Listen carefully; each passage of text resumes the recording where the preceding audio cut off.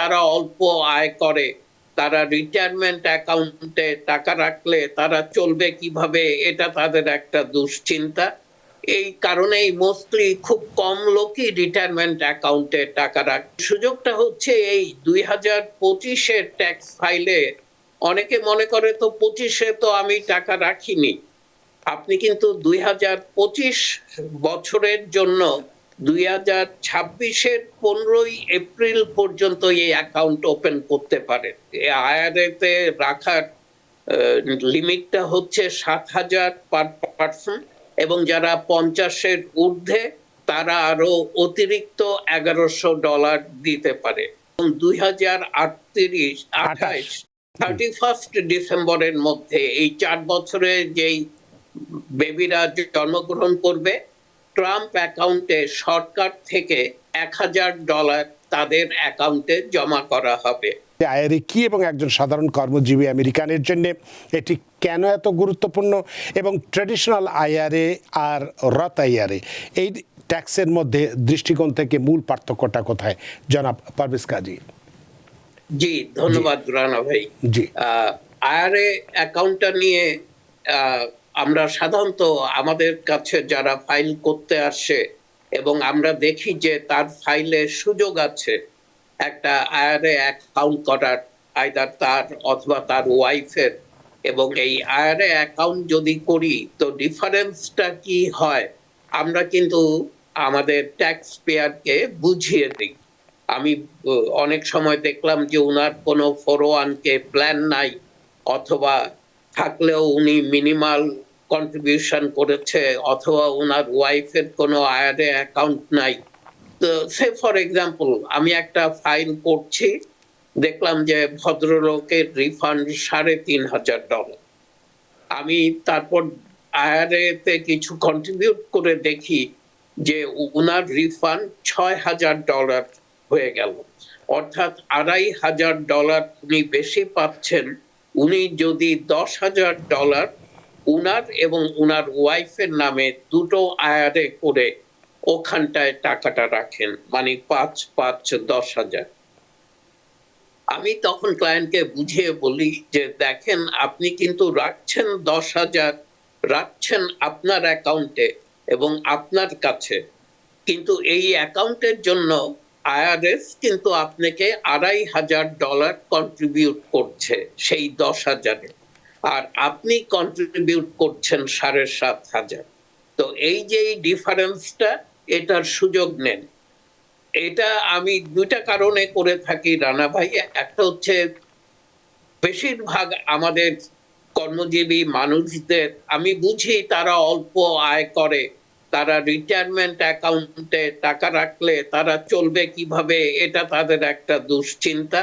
এই কারণেই মোস্টলি খুব কম লোকই রিটায়ারমেন্ট অ্যাকাউন্টে টাকা রাখে, 401k তে কন্ট্রিবিউট করে, মোস্টলি তারা করতে চায় না। অথবা অনেকে ভাবে যারা ইয়াং, যে তারা মনে করে আমি তো কখনো বুড়ো হব না, এরকম একটা ভাব তাদের মধ্যে থাকে।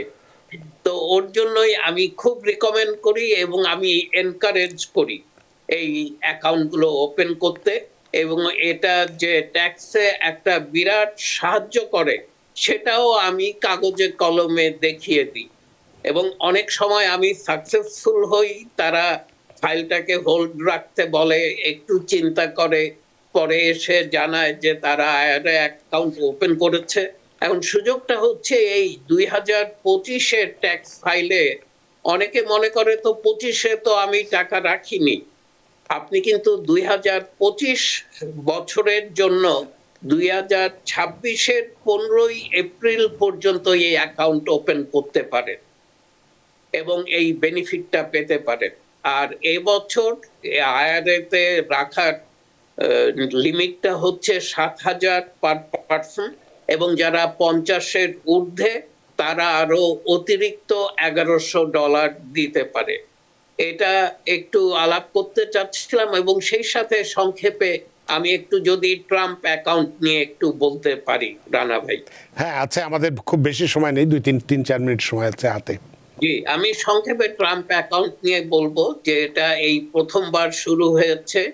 যারা যেই চাইল্ড 2025 পহেলা জানুয়ারির পরে এবং 2038 31 ডিসেম্বরের মধ্যে এই 4 বছরে যেই বেবিরা জন্মগ্রহণ করবে, ট্রাম্প অ্যাকাউন্টে সরকার থেকে $1000 তাদের অ্যাকাউন্টে জমা করা হবে।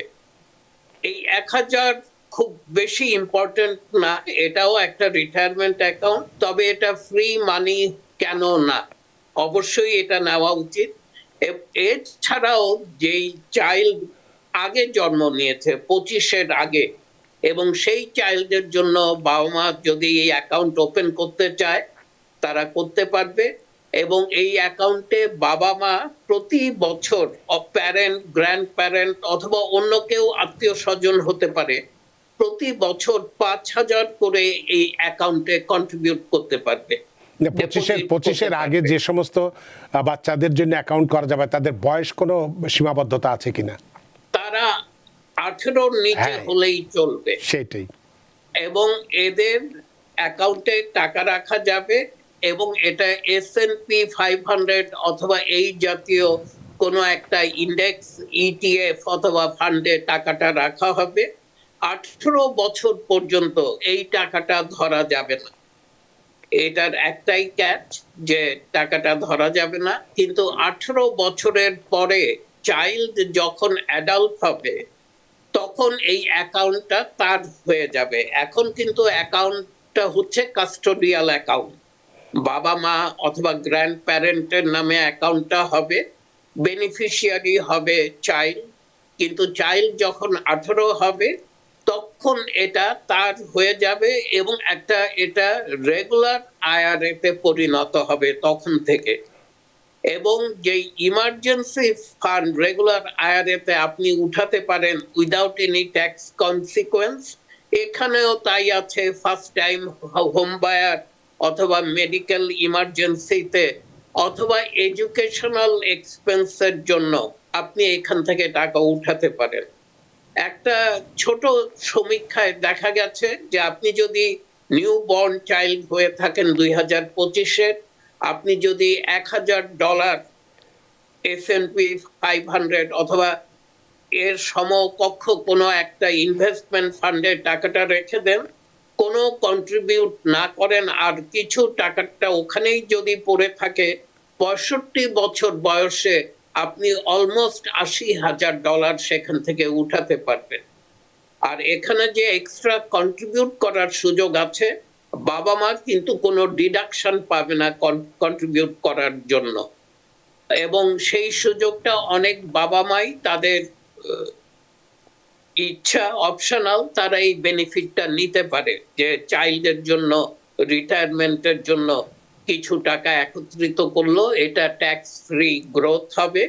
এবং এটার সবচেয়ে বড় যে প্রধান দিকটা হচ্ছে যে চাইল্ড যখন 18 বছর বয়স হবে সে এটাকে কনভার্ট করতে পারবে রথ IRA তে।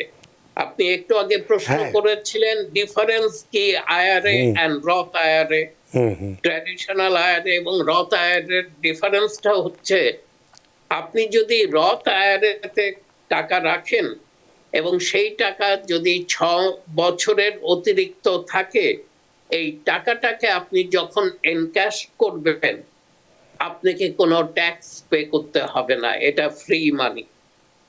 আপনি রেগুলার ট্র্যাডিশনাল IRA তে যখন টাকা রাখবেন, টাকার গ্রোথ, রথ IRA তেও টাকার গ্রোথ ট্যাক্স ফ্রি, কিন্তু রেগুলার IRA থেকে যখন আপনি টাকা উইথড্র করবেন এবং আপনার বয়স যদি 59.5 এর কম হয়, আপনি কিন্তু 10% পেনাল্টি দিবেন, এবং সেই সাথে আপনি যে টাকাটা উইথড্র করবেন, যেই অতিরিক্ত অ্যামাউন্টটা, সেটা ট্যাক্সও আপনাকে পে করতে হবে।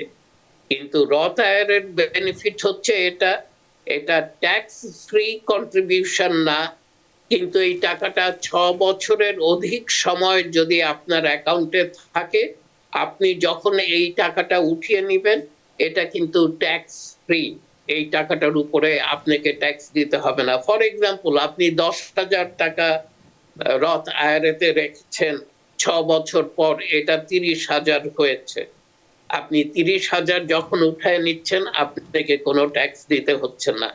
পক্ষান্তরে আপনি $10,000 ট্র্যাডিশনাল আইআরএতে রেখেছেন, 6 বছর পর এটা 30,000 হয়েছে। এই টাকাটা যখন আপনি উইথড্র করবেন, এই যে এটার গেইন 20,000, এটার উপরে আপনাকে ট্যাক্স পে করতে হবে। এই হচ্ছে difference between traditional IRA and রথ আইআরএ। তার মানে সেক্ষেত্রে আমাদেরকে সঞ্চয়ের জন্য ট্রেডিশনাল থেকে রথ আইআরএতে সঞ্চয় করাটাই বোধহয় বেশি উত্তম, ভালো। না, কিন্তু রথ আইআরএতে যখন আপনি টাকা রাখবেন তখন কিন্তু আপনি ট্যাক্স ডিডাকশন পাবেন না। আচ্ছা, ট্র্যাডিশনাল আইআরএতে টাকাটা রাখলেই আপনার ট্যাক্স লায়াবিলিটি কমে আসবে। তার মানে প্লাস মাইনাসে একই অবস্থা হয়, গণিতের অঙ্কে যদি আমরা যাই দেখা যাবে যে একই অবস্থা হচ্ছে।